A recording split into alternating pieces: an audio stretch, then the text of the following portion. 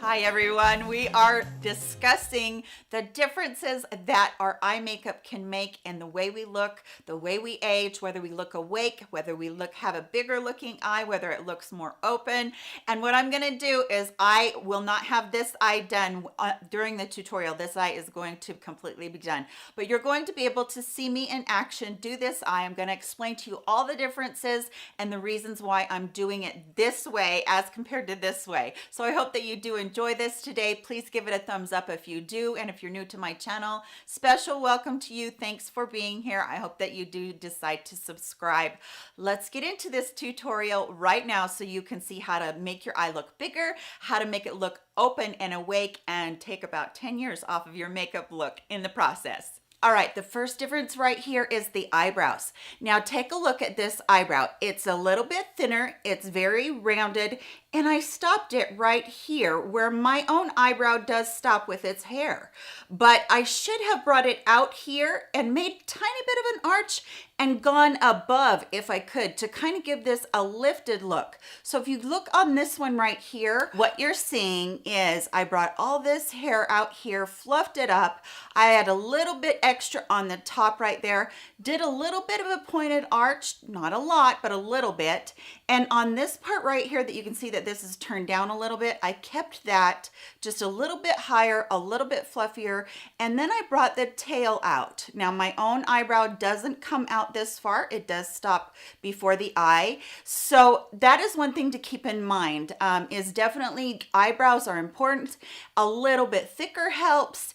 And the fact that we're pushing it up, or making that little arch right there where we can kind of bring a lift to our eyes. So you can already see how these two eyes are different as far as that goes. All right, so the next thing that we're gonna look at is the waterline. Now, as you can see right here, I put black into the waterline. I wore black in my waterline for years and years and absolutely loved it, loved the smoky look about it. But when I made this one small transition, it made all the difference in the world. And that is to put a very light pencil into the waterline, one that is either cream or light pink or light peach, and it really nude, it really does lighten everything up. So definitely putting a very light color in the waterline will immediately open up that eye and make it look bigger. Okay, this next thing is we went too dark on this eye. So the first thing we're going to do is we're going to talk about transition color, and I'm going to go, this is the Miss Bliss palette, and I did use this on this eye. However, it got really dark because I came in with a different one, but we'll talk about that in a second. So I'm going to go into the lightest color over here, which is a very, very light pink. This is going to be my transition color, and I'm just using a very fluffy blending brush. This one is from Zoeva. Nothing specific about that. Whatever blending brush you have will be fine, but I will make sure that I list all these below so that you know what I'm talking about, and make sure you tap that off so you don't get too much too fast. And this is going to be my transition color. So I am making sure that I come out here by the tail of that brow, and I am putting that transition color a lot above the crease.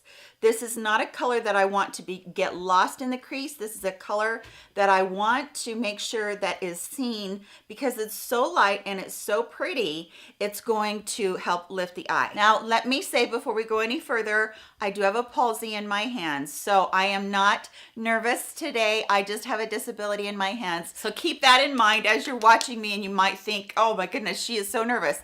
I'm not really nervous. I just have that disability. So this is the second coat of this. I actually don't do windshield wiper motions because I find that with my eyes, it has a tendency to move the actual skin. The skin moves there. So I just kind of do a dabbing motion, a stippling motion, and go across there. And I am bringing that color over into the eye, but not all the way into the inner eye. Because if you got pink over there, you might look like it's really dark and really, not has a lot of light there. So build this up to where you have a pretty arch with it. And I'm bringing it out to the tail right here of the eyebrow, so you guys know that. All right, now I'm gonna switch palettes, and I'm gonna go in with All Things Equinox, and I'm gonna go into this lavender color right here, which is a kind of a, for me, if you're deeper, it's not gonna be, but for me, it's a medium light lavender, and I'm going to get just a medium fluffy brush. This one is from Luxie, and I'm gonna fill that brush up. And again, I'm just bringing this about midway,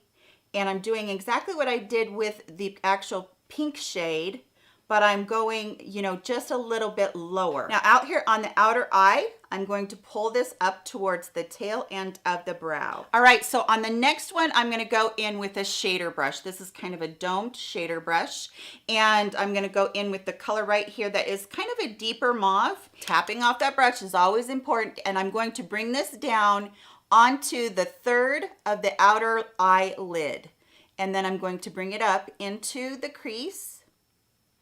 But I am not using this anywhere halfway in. So I'm leaving all of this color halfway out on the eye total. And if you look at the two eyes, look how bright this is. Look how much less product I used, less color I used, and we're just really lightening everything up. So I started off with a lighter color. I'm using a lighter color all the way through, one that matches my very fair to light skin tone, and it does help that color to look more like just a deeper color of the eyeshadow that I'm using instead of getting really dark really fast like I did on this eye over here. So again, pulling that up ever so slightly to blend it with the first colors that I did use. You can see that I have hardly any color right there. It's really soft, but at the same time, it's a lot of shading, a lot of light, a lot of different colors really blended well, whereas this eye just looks dark. It just looks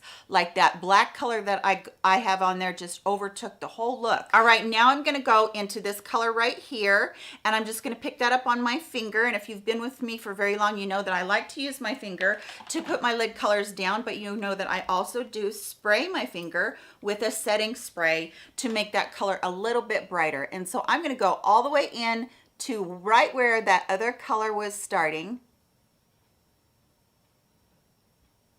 And really I'm just kind of taking my finger and pushing it down instead of pulling it across. Pulling that color across is going to make you lose some of that vibrancy of that color, that brightness of that color. Now I'm just going to go back in and kind of just really blend that so that there's no harsh dark edges there. Okay, here's the next trick. In this eye over here, I didn't put any lightness. Now, when I did that, it kind of got a little bit in there anyway, but what I'm gonna do is I'm gonna take that same color, I'm gonna take it on my reefer brush. This is number 02. It's just kind of a flat shader brush. I really love this brush. And I'm gonna spray it just a little bit, so again, the color becomes vibrant. And I'm going to go down in here to do my inner corner. Now I had some people ask me how you do an inner corner. This is it, guys. So you're gonna take this brush, and the easiest way for me to do this with my shaking hands to get it exactly where I want it to be is to just lay it in there on its side, not flat, but on its side, lay it in there and just push that color over from the inner edge of the eye. So you're kind of just not really going to go like this and this with it. You're just kind of going to push the color a little bit into there. I have my monitor right here. Forgive me for glancing over there. I know that that's really distracting when people do that. But that is really what you need to do, is make sure that that color is pushed over just a little bit to make sure that that brightness is right there down into that inner eye area. Now on the bottom lash line, I'm going to take this is Wanna Get Lucky from Ardell liner, and this one is in purple. And I'm going to just take this liner, and again, forgive my shaking, guys, and this one is going to come out here about a quarter of the way. So I am laying down color, but I'm not coming more than a quarter of the way in the eye. And now I'm going to take a rounded smudge brush. This is very dense, very thin, very short. This also was from Zoeva, and I'll list it. And I'm going to just take this brush and I'm going to lay it down there straight, and I'm going to start to work this from the outer eye into that inner eye, and I'm just smudging it out. So there's not going to be a stark line here for my eyeliner. There's going to be a nice smudge, nice soft look right there. And I am pulling it over, but I'm only pulling it over about 2/3 of the way underneath the eye there.